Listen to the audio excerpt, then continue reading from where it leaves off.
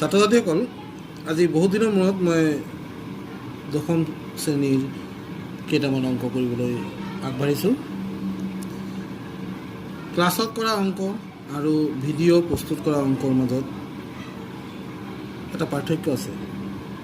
তোমালোকে নিশ্চয় জানা যে ক্লাছত যিখিনি কথা আমি আলোচনা কৰোঁ সেই কথাখিনি আলোচনাটো শেষ হোৱাৰ লগে লগে ছাত্ৰ ছাত্ৰীসকলে পুনৰ সেই বস্তুখিনি শুনিবলৈ বা দেখিবলৈ নাপায়। কিন্তু ভিডিঅ' এটা প্ৰস্তুত কৰাৰ লগে লগে এই ভিডিঅ'টোক যিমানবাৰ ইচ্ছা বুজি নোপোৱালৈকে ঘূৰাই পুনৰাই চাব পৰা ব্যৱস্থাটো হয়। সেইবাবে মই এই অংকখিনি কৰি নিজেও এবাৰ অভ্যাস কৰিম আৰু তোমালোকেও চাই যাবা। প্ৰথম মই লৈছোঁ 4.2ৰ 1 নম্বৰ প্ৰশ্নটো।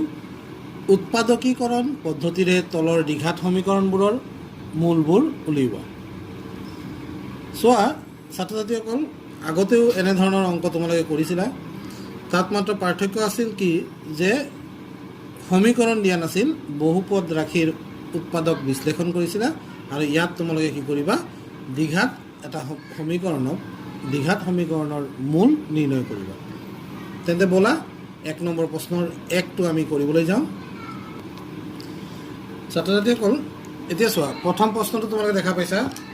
x² - 3x - 10 = 0 আছে। এই সমীকৰণটো সমাধান কৰিবলৈ যাওঁতে প্ৰথমে তোমালোকে কি চাবা, x² পদটোৰ x² সহগ কি আছে চাবা।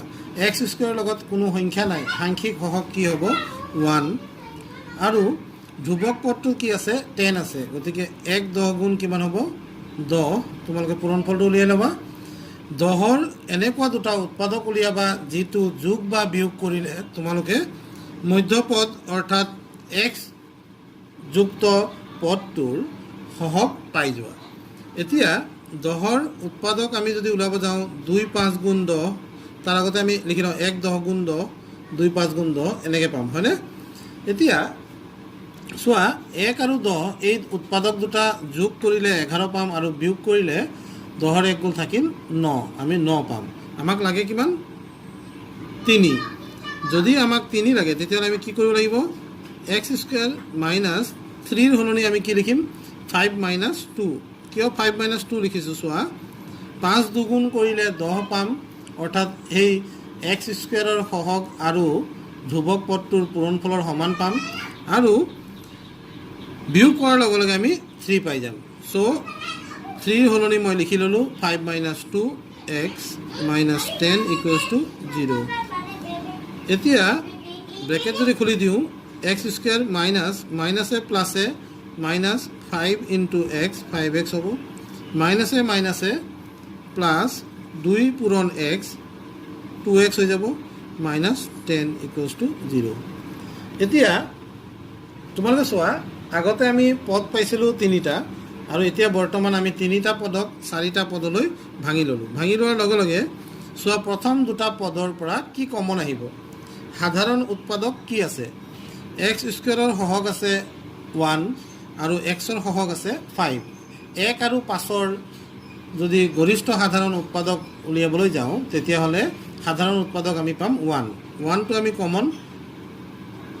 ইয়াত দেখুওৱা আৰু নেদেখুওৱা একেই কথা, গতিকে আমি 1x বুলি নিলিখোঁ। আৰু x² আছে, চোৱা x ইয়াত দুটা আছে, ইয়াত x এটা আছে, দুটাৰ পূৰণফল, আৰু ইয়াত এটা আছে, গতিকে x এটা আমি সাধাৰণ উৎপাদক হিচাপে লৈ আহিলোঁ। xৰে x² কেইবাৰ যাব, x বাৰ যাব, মাইনাছ xৰে 5x কেইবাৰ যাব, 5x যদি আমি xৰে হৰণ কৰোঁ তেতিয়া x কেঞ্চেল, কিমান থাকিব 5, অৰ্থাৎ ইয়াত কি থাকিব 5 প্লাছ 2x আৰু 10। এই দুটা পদৰ পৰা সাধাৰণ উৎপাদক হিচাপে আমি কি ল'ব পাৰিম 2, অৰ্থাৎ 2ৰে 2ক যাব একবাৰ। চাই লোৱা কেনেকৈ, 2x যদি আমি 2ৰে হৰণ কৰি দিওঁ 2 2 কেঞ্চেল হৈ গ'ল, কেইবাৰ গ'ল x বাৰ, গতিকে ইয়াত থাকি যাব x মাইনাছ 2ৰে 10ক কেইবাৰ যাব 2 5 গুণ 10, গতিকে ইয়াত হ'ব 5, 2 5 গুণ 10 সমান কি পালা 0। এতিয়া চোৱা,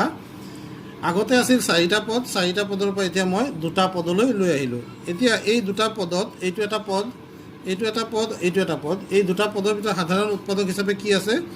x - 5 ইয়াত আছে ইয়াতো x - 5 আছে গতিকে সাধাৰণ উৎপাদক হিচাপে x - 5 টো মই লৈ আহিলো থাকি গল এই প্ৰথম পদত থাকি যাব x আৰু দ্বিতীয় পদত থাকিব +2 = 0 যেহেতু আমাক মূল উলিয়াব দিছে মূল উলিয়াবৰ কাৰণে আমি কি কৰিম আমি ক্লাস 6 ত পাইছিলো দুটা সংখ্যাৰ পূৰণফল শূন্য কেতিয়া হয় যেতিয়া সংখ্যা দুটাৰ যিকোনো এটা শূন্য হয় বা দুয়োটা সংখ্যাই শূন্য হয় গতিকে x - 5 পূৰণ x + 2 = 0 কেতিয়া হ'ব যেতিয়া x - 5 মানে 0 হ'ব বা x + 2 মানে কি হ'ব 0 হ'ব বা দুইটাই শূন্য হ'ব পাৰে x সমান আমি কি পালো -5 টো সমান চিন পাৰ হৈ যোৱাৰ লগে লগে কি হ'ব পক্ষান্তৰ হোৱাৰ লগে লগে +5 হ'ব +5 পাই গলো আৰু x + 2 যেতিয়া +2 পক্ষান্তৰ হ'ব তেতিয়া ইয়াত হৈ যাব -2 এতেকে বা গতিকে লিখিব পৰা সমীকৰণটোৰ মূল দুটা কি হ'ব গতিকে সমীকৰণটোৰ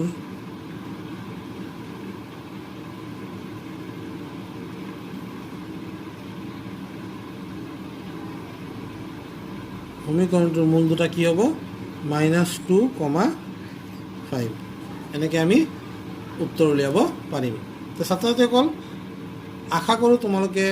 1 নম্বৰ প্ৰশ্নটো বুজি পাইছা এতিয়া মই 2 নম্বৰ প্ৰশ্নটো কৰি দিম তোমালোকে চাই থাকা 2 নম্বৰ সমীকৰণটোত আমাক দিয়া আছে 2x² + x - 6 = 0 আগৰ পোৱাৰ দৰে x² সহগ আছে ইয়াত 2 আৰু ধ্ৰুৱক পদটো আছে -6 2 পূৰণ 6 যদি আমি কৰোঁ তেতিয়া কিমান পাম চোৱা 2 6 গুণ 12 পাম এতিয়া 12ৰ উৎপাদকবোৰ কি কি আছিল 1 12 গুণ 12 2 6 গুণ 12 3 4 গুণ 12 এতিয়া চোৱা ইয়াত মই 3 জোৰ উৎপাদক পাইছোঁ এতিয়া 3 জোৰ উৎপাদকৰ ভিতৰত আমি কোন জোৰ উৎপাদক ব্যৱহাৰ কৰিলে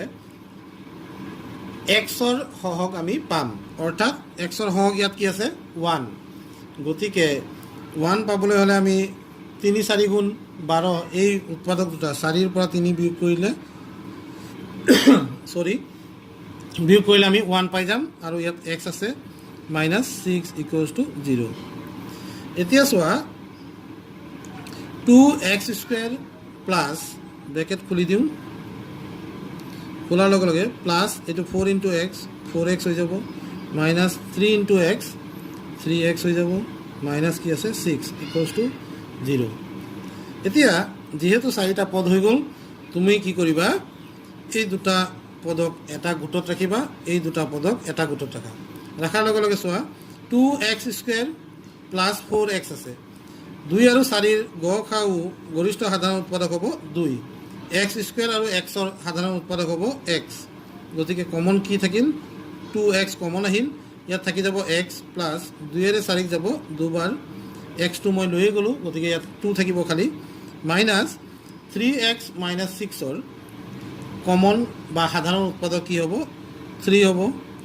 মাইনাসে মাইনাসে প্লাস হয় প্লাস x থাকিব মাইনাসে মাইনাসে এইটো মাইনাস আৰু মাইনাস পূৰণ কৰিলে আমি কি পাম প্লাস 3 ৰে 6ক যাব দুবাৰ অৰ্থাৎ পাই গলো আমি x + 2 এতিয়া চোৱা 4টা পদৰ পৰা মই দুটা পদলৈ ৰূপান্তৰ কৰি ললো এতিয়া এইটো পদ আৰু এইটো পদ এই ৰাশিটো আৰু এই ৰাশিটোৰ মাজত সাধাৰণ উৎপাদক কি আছে x + 2 ইয়াত আছে x + 2 ইয়াতো আছে গতিকে সাধাৰণ উৎপাদক হিচাপে x + 2 লৈ আহিলো থাকি যাব 2x - 3 = 0 ইয়াৰ মানে কি এই দুটা ৰাশিৰ পূৰণফল শূন্য হলে এই ৰাশি দুটাৰ ভিতৰত যিকোনো এটা শূন্য বা দুয়োটাই শূন্য হ'ব পাৰে এতেকে x + 2 = 0 হ'ব পাৰে বা 2x - 3 = 0 হ'ব পাৰে এতিয়া চোৱা x সমান কি হ'ব -2 হ'ব বা 2x - 3 টো এফালে গুচি যোৱাৰ লগে লগে পক্ষান্তৰ হোৱাৰ লগে +3 হ'ব এতিয়া চোৱা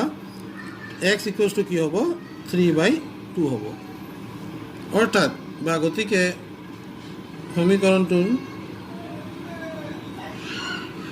সমীকৰণটোৰ মূল দুটা কি হ'ব -2, 3/2 under root 2x square plus 7x plus 5 root 2 equals to 0 এই সমীকৰণটো দিয়া আছে। উৎপাদকীকৰণ প্ৰক্ৰিয়াৰে এই সমীকৰণটো কিদৰে সমাধান কৰিব লাগে আমি এই ভিডিঅ'ত আলোচনা কৰিম। সমীকৰণ সমাধান কৰাৰ আগতে মই তোমালোকক কৈ লওঁ, তোমালোকে সমীকৰণটো চোৱাৰ পিছত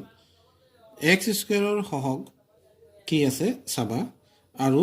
ধ্ৰুৱক পদটো কি আছে চাবা। তো ইয়াত চোৱা x স্কুৱেৰৰ সহগ আছে ৰুট 2 আৰু ধ্ৰুৱক পদটো আছে 5 ৰুট 2, অৰ্থাৎ এই দুটা পূৰণ কৰিলে আমি কি পাম, ৰুট 2 ইনটু 5 ৰুট 2 পূৰণ কৰাৰ লগে লগে আমি পাম 5 ইনটু ৰুট 2 আমি পাই যাম 2, তাৰ মানে পাম আমি 10। এতিয়া ছাত্ৰ ছাত্ৰীসকল এই 10ক এনেধৰণে ভাঙিব লাগে, এনেকুৱা দুটা উৎপাদকত ভাঙিব লাগিব যাতে আমি xৰ সহগটো যোগ বা বিয়োগ কৰি পাই যাওঁ। 10ৰ দুটা উৎপাদক আমি এনেকৈ ল'ম 5 2 গুণ 10, এই দুটা উৎপাদক ব্যৱহাৰ কৰি আমি ইয়াত 7 বনাম। তোমালোকে গম পাইছা নিশ্চয় 5 2 গুণ 10 অৰ্থাৎ 5 আৰু 2 যোগ কৰি আমি 7 পাম। এইটো আমি ইয়াত বনাম 2x স্কুৱেৰ প্লাছ আমি ইয়াত দেখুৱাম 5 plus 2 into x plus 5 root 2 equals to 0। এতিয়া আমি কি কৰিম চোৱা, এইটো ভাঙি লোৱা হৈ গ'ল। ভাঙি লোৱাৰ পিছত মই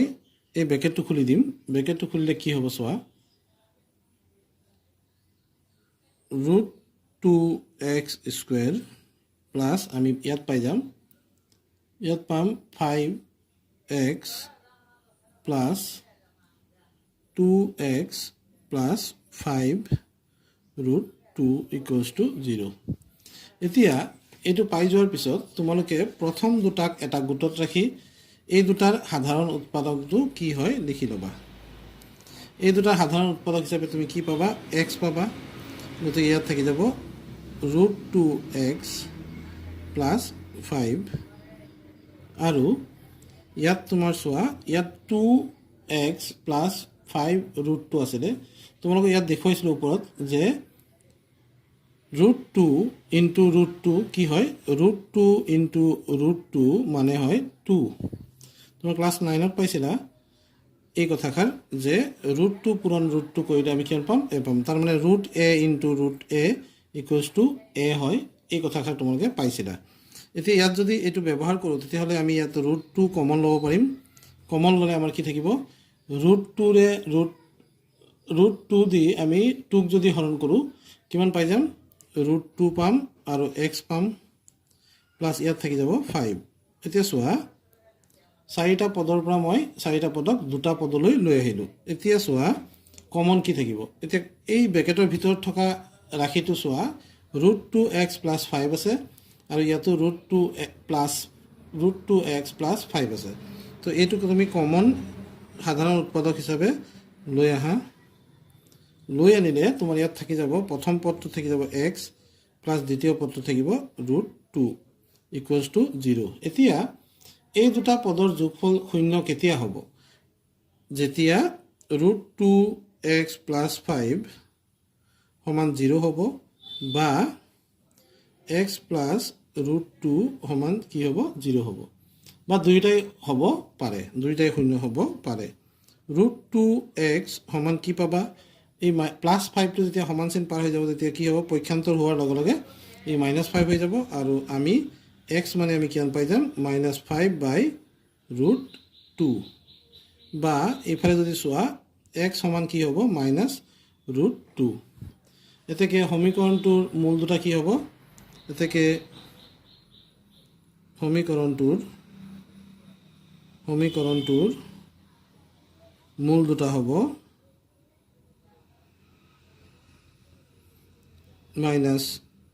ৰুট 2, -5 বাই ৰুট 2। এইদৰে আমি উত্তৰকেইটা কৰি দেখুৱাব পাৰিম। এতিয়া ছাত্ৰ ছাত্ৰীসকল 3 নম্বৰ প্ৰশ্নটো মই লিখি লওঁ। 3 নম্বৰ প্ৰশ্নটো কি আছে, তোমালোকে 3 নম্বৰ প্ৰশ্নটো পালাই, 4 নম্বৰ প্ৰশ্নটো লিখিব লাগিব। এতিয়া 1 আৰু 2 আগৰ ভিডিঅ'ত আছিলে। 4 নম্বৰ প্ৰশ্নটো দিছে 2x square plus x minus 6 sorry plus sorry এটো কি মই 2 নম্বৰ প্ৰশ্ন লিখি আছো 2x square minus x plus 1/8 equals to 0 এই প্ৰশ্নটো তোমাকে সোয়া ইয়াত অকমান এটা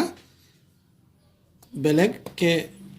পদ পাইছা কি পাইছা 1/8 পাইছা এতিয়া 1/8 পোৱাৰ লগে লগে তোমালে কি কৰিবা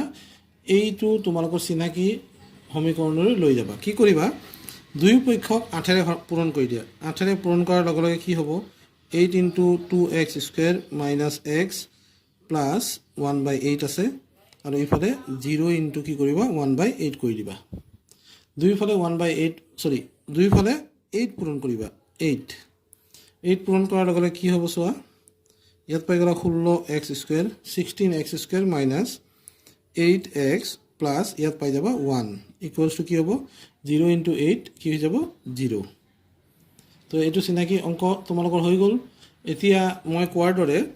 x square ৰ হহগ ইয়াত আছে 16 আৰু ধ্ৰুবক পদটো আছে 1 16 into 1 কৰিছোৱা 16 into 1 কৰিলে কি পাবা 16 into 1 কৰিলে আমি পাই যাম 16 আৰু 16 ক ভাঙিব লাগে এনেকে যাতে যোগ বা বিয়োগ কৰি আমি 8 পাওঁ 4 4 গুণ 16 বুলি লিখিব পাৰা 4 আৰু 4 যোগ কৰিলে আমি কি পাম 4 যোগ 4 কৰিলে 8 পাম 4 যোগ 4 কৰিলে আমি কি পাম 8 পাম গতিকে ইয়াত আমি কি কৰিম সোৱা 16x square minus ইয়াত লিখি দিম 4 plus 4 আকৌ ব্ৰেকেট বন্ধ কৰি x লিখিম plus 1 equals to 0 এতিয়া আগতে কৰাৰ দৰে ব্ৰেকেটটো খুলি দিবা 16x square ইয়াত যেহেতু ব্ৰেকেটৰ আগফালে মাইনাস আছে গতিকে মাইনাসে প্লাসে মাইনাস হৈ যাব 4x মাইনাসে প্লাসে minus 4x plus 1 equals to 0 এতিয়া এইটো কৰাৰ পিছত সোৱা কি কৈছিলো যে প্ৰথম দুটা পদ আছে এই দুটাৰ কি লবা সাধাৰণ উৎপাদকটো লৈ লবা সাধাৰণ উৎপাদক কি হ'ব 4x টো হ'ব সাধাৰণ উৎপাদক তেতিয়া কি হ'ব 4 ৰে 16 যাব 4 বাৰ x স্কয়াৰ ক x ৰে গলে কেবাৰ যাব x থাকিব মাইনাস ইয়াত কি থাকিব 1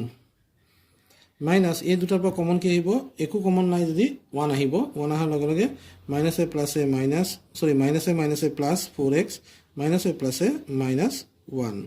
equals to 0 এতিয়া আমি কি পাই গলো সোয়া সমীকৰণটোত দুটা পদ পাইছো এই দুটা পদত প্ৰথম পদটোৰ উৎপাদক কি আছে 4x into 4x minus 1 আৰু দ্বিতীয়টোত আছে minus 1 into 4x minus 1 এতিয়া সাধাৰণ উৎপাদক হিচাপে 4x minus 1 লৈ আহিয়া কমন লৈ অহাৰ পিছত তোমালোকে কি কৰিবা বাকি থকাখিনি লিখিবা ইয়াত কি আছে ইয়াত 4x থাকিল মাইনাস ইয়াত কি থাকিল 1 equals to 0 এতেকে এই দুটা ৰাশিৰ পূৰণফল শূন্য কেতিয়া হ'ব পাৰে যেতিয়া এই দুটা ৰাশিৰ ভিতৰত যিকোনো এটা শূন্য হ'ব বা দুইটাই শূন্য হ'ব 4x minus 1 equals to 0 এতিয়া এইটো কৰি চাও 4x equals to কি হ'ব +1 হৈ যাব কাৰণ -1 টো সমান চিন পাৰ হোৱাৰ লগে লগে +1 হৈ গল x equals to কি হ'ব 1/4 বা 4x equals to কি হ'ব ইয়াত 1 বা x equals to হ'ব 1/4 এতিয়া সমীকৰণটোৰ দুটা একেই মূল পাইছা এতেকে